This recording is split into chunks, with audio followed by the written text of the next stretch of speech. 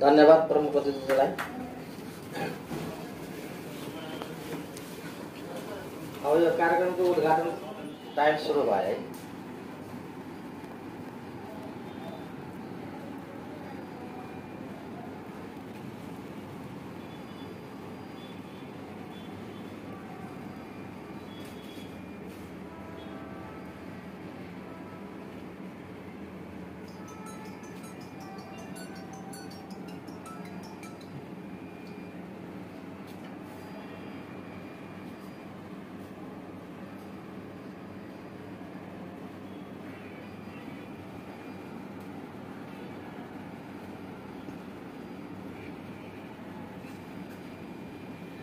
धन्यवाद।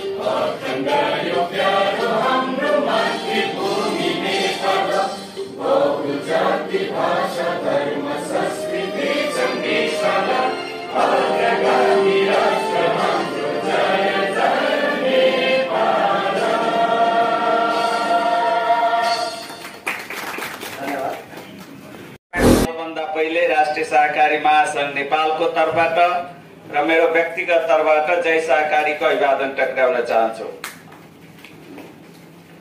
वास्तवमा यो जुन सफ्टवेयरको आज हामी अन्तर्क्रिया कार्यक्रममा छौं, हामी पनि यही सफ्टवेयर हाम्रो संस्थाले चलाइरहेछ र यसको सेवा सुविधाहरू मैले अनुभव गरेको एकदम राम्रो छ।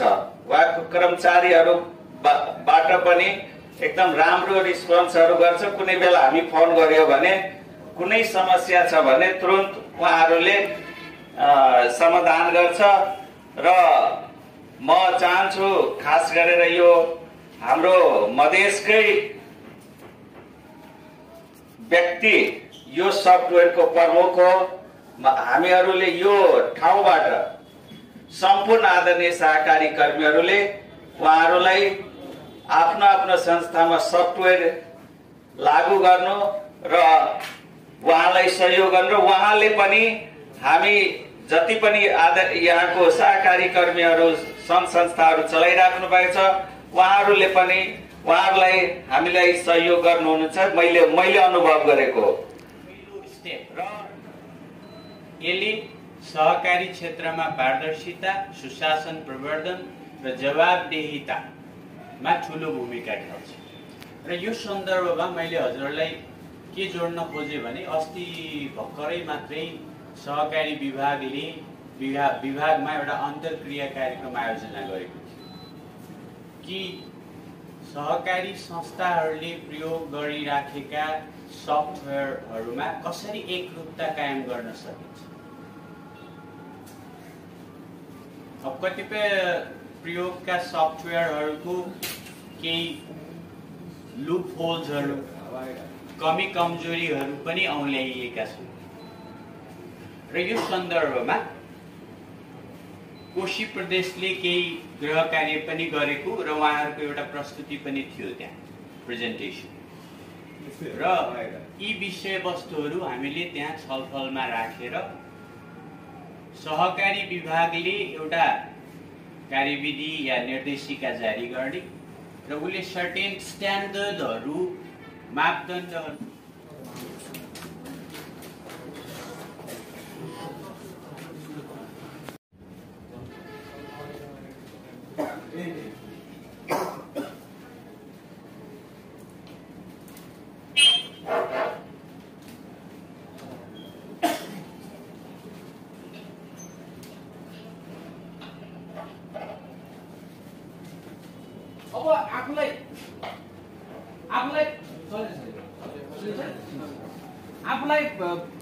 आफूलाई चाहिँ आवश्यक पर्ने सबै फिचरहरू एउटै मात्रै सफ्टवेयरमा तपाईले यहाँ पनि देख्नुभयो इकोसिस्टम भएको सफ्टवेयर नेपालमा एउटा मात्रै छ त्यसको नाम हो सिनेक्स इकोसिस्टम।